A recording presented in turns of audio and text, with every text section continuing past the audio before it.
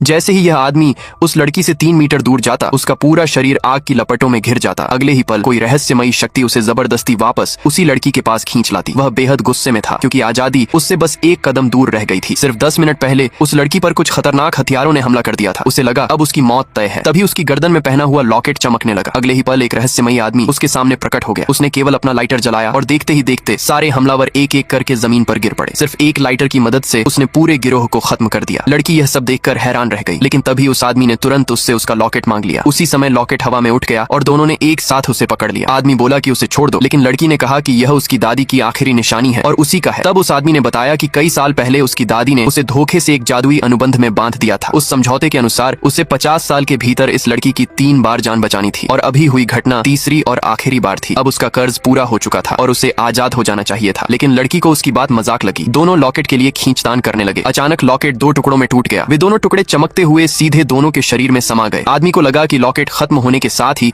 अनुबंध भी समाप्त हो गया है। वह खुशी खुशी वहां से चला गया, लेकिन कुछ ही कदम बाद उसे एहसास हुआ कि एक नया बंधन बन चुका है। अब अगर वह लड़की से 3 मीटर से ज्यादा दूर जाता तो उसकी आत्मा जलकर राख हो जाती। यह देखकर लड़की बेहद खुश हुई कि अब वह आदमी उससे अलग नहीं हो सकता। उसने तुरंत एक इलेक्ट्रॉनिक कॉन्ट्रैक्ट निकाला और उसे साइन करने के लिए कहा। घर के अंदर चल रहे सत्ता संघर्ष की वजह से उसे तुरंत एक ताकतवर बॉडीगार्ड की जरूरत थी और उससे बेहतर कोई नहीं हो सकता था। आदमी पहले मना करना चाहता था, लेकिन नया श्राप तोड़ने का रास्ता खोजने के लिए उसे मजबूरी में हाँ करनी पड़ी। लड़की जानती थी कि उस पर हमला उसकी बड़ी बहन ने करवाया था, इसलिए वह सीधे उसके पास पहुंची। उसने अपनी बहन को जोरदार थप्पड़ मारा और ऐलान कर दिया कि अब उसे वाइस प्रेसिडेंट के पद से हटा दिया गया है। गुस्से में बड़ी बहन ने अपने बॉडीगार्ड्स को हमला करने का आदेश दिया। लड़की ने तुरंत उस रहस्यमयी आदमी को उन्हें रोकने के लिए कहा। बड़ी बहन को उसकी ताकत का अंदाजा नहीं था, इसलिए वह उनका मजाक उड़ाने लगी। लेकिन अगले ही पल जो भी बॉडीगार्ड उस आदमी पर हमला करता, वह पल भर में एक फोटो में बदल जाता। यह नजारा देखकर वहां मौजूद सभी लोग सन्न रह गए। बाकी बॉडीगार्ड भी आगे आए, लेकिन उनका भी वही हाल हुआ। तभी बड़ी बहन को समझ आया कि यह आदमी कोई साधारण इंसान नहीं है। लड़की ने उसे आखिरी चेतावनी दी